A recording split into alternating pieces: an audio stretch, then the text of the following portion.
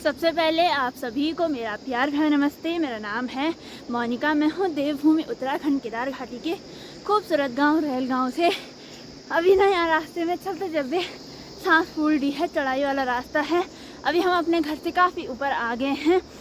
जैसे कि आप लोगों को पता होगा ही कि हम आजकल ना सूखा घास काट रहे हैं, जिसको हमारे पहाड़ों में ऊला बोला जाता है। और अभी टाइम सुबह की 7:30 हो रही है। ब्रेकफास्ट वगैरह भी नहीं किया हमने।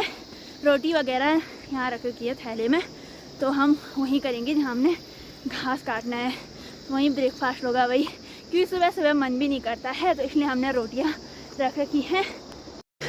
हमसे आगे कई लोग चले गए हैं जंगल की तरफ। बाकी धूप सामने वाली पहाड़ियों पे आ रही है और आज मौसम काफ़ी सुहावना है और धूप भी खिली रही है। तो चलते हैं।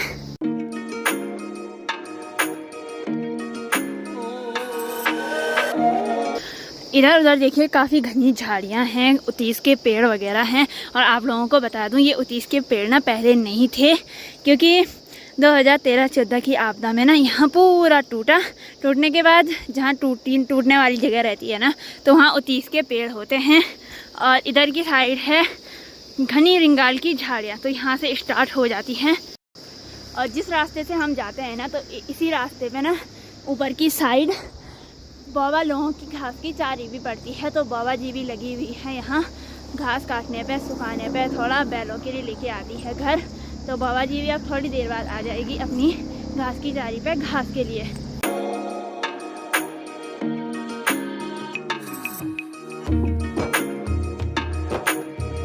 और मैंने परसों एक ब्लॉग डाला था जब हम घास के लिए गए थे, तो मैंने बोला था इधर उधर काफ़ी सारी रिंगाल की झाड़ियाँ हैं और ऐसी झाड़ियों के बीच ना भालू का ज़्यादा डर रहता है।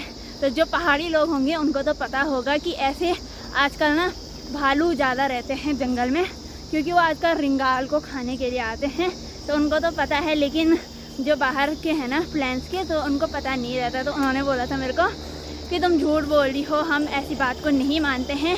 लेकिन आप लोगों को बता दूँ कि जब ना हम जैसे रास्ते में जा रहे हैं, जंगल वाले रास्ते, इधर उधर काफ़ी घनी झाड़ियाँ हैं।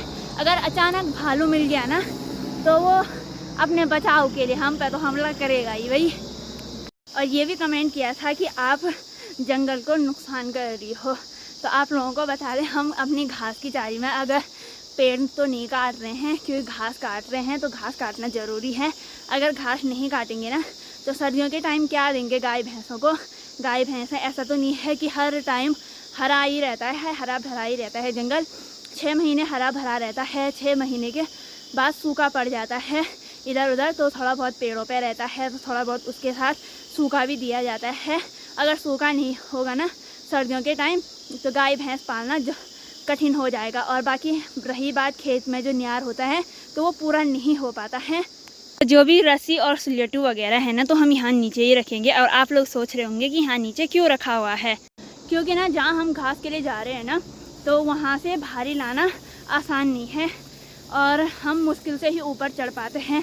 क्योंकि काफ़ी ज़्यादा जब सूखा हो जाता है ना, मतलब जब धूप लग जाती है, तो पूरा रास्ता सूखा जैसा हो जाता है, तो पैर फिसल जाते हैं। तो भारी तो दूर की बात है, तो इसलिए हम ऊपर से ही पुली को नीचे फेंकते हैं।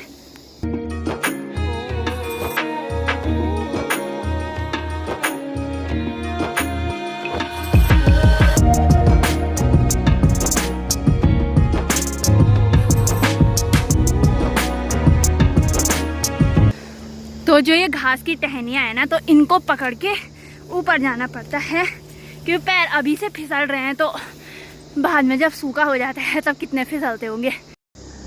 तो 2 पुलियाँ मम्मी ने बांध ली हैं और अब मम्मी ऊपर आ रही है।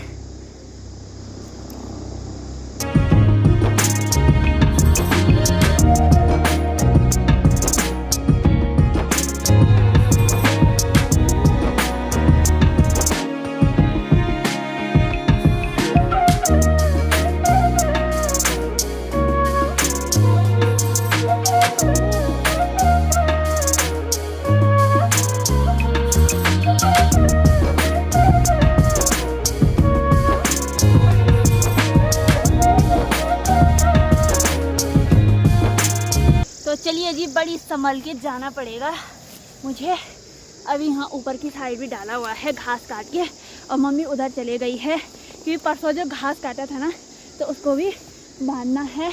ये देखिए वो घास ये रहा यहाँ। और बाकी अब चलते हैं ऊपर ऊपर ऊपर हो जा रहे हैं भाई। घास तो उतना हुआ नहीं जितना ऐसा लग रहा है, लोग पता नहीं कितना काट दिया होगा, लेकिन उतना नहीं हो पाया। लगभग 4-5 भारी हो पाई है सूखे घास की।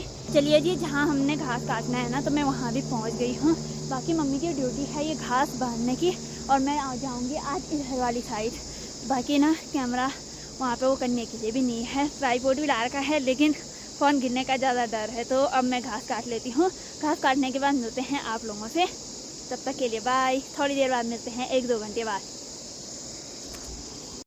तो चलिए जी, हमने यहाँ पे घास भी काट लिया है और कुछ पूलियाँ देखिए उधर की साइड पड़ी हुई हैं और अभी कुछ फैलाना है। कुछ हमने भैंस गाय के लिए काट रखा है और कुछ यहाँ पे ये रहा घास।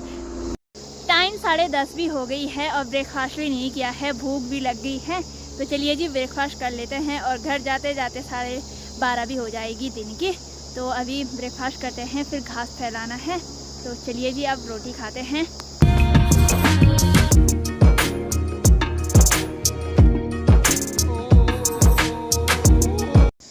तो रोटी खाने के बाद मम्मी ने देखिए यहाँ पे अच्छी तरह से घास को कुछ इस तरह से फैला दिया है। बाकी ये यहाँ पे जो हरा घास है ना तो ये घर लेके चलेंगे गौशाला।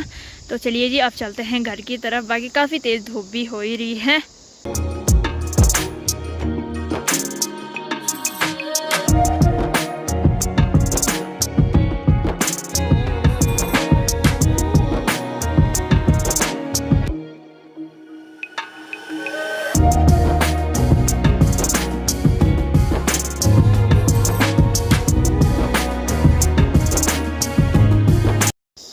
तो मम्मी ने यहाँ पे ना अपनी भारी तो लगा दी है। मम्मी ले जाएगी सूखा घास और मैं ले जाऊँगी हरा घास। तो यहाँ पे मेरी भारी लग रही है। बाकी लगभग होगी, मम्मी कितनी पूरी होगी? 9-10 और 10-11 मम्मी के पास है। तो चलिए जी फाइनली मेरी भारी भी लग चुकी है।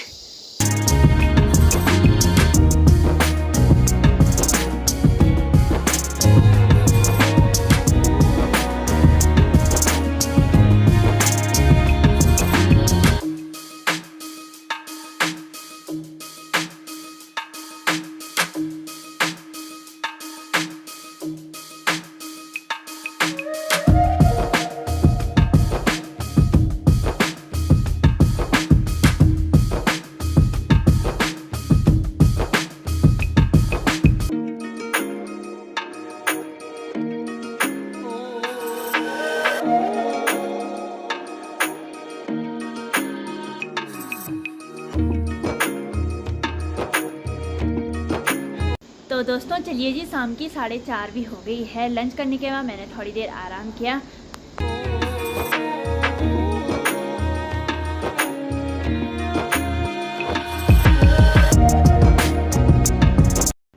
तो चलिए जी मैंने यहाँ पे ना कद्दू और आलू भी काट के तैयार कर दिए हैं और अब मैं जलाऊंगी यहाँ पे आग। तो लकड़ियाँ लेके आती हूँ बाहर से। मैंने चूल्हे में कढ़ाई भी रख दी है और तेल भी डाल दिया है। तेल भी गर्म हो गया है और तड़के में डालूंगी सरसों के दाने, हो गया जीरा और धनिया।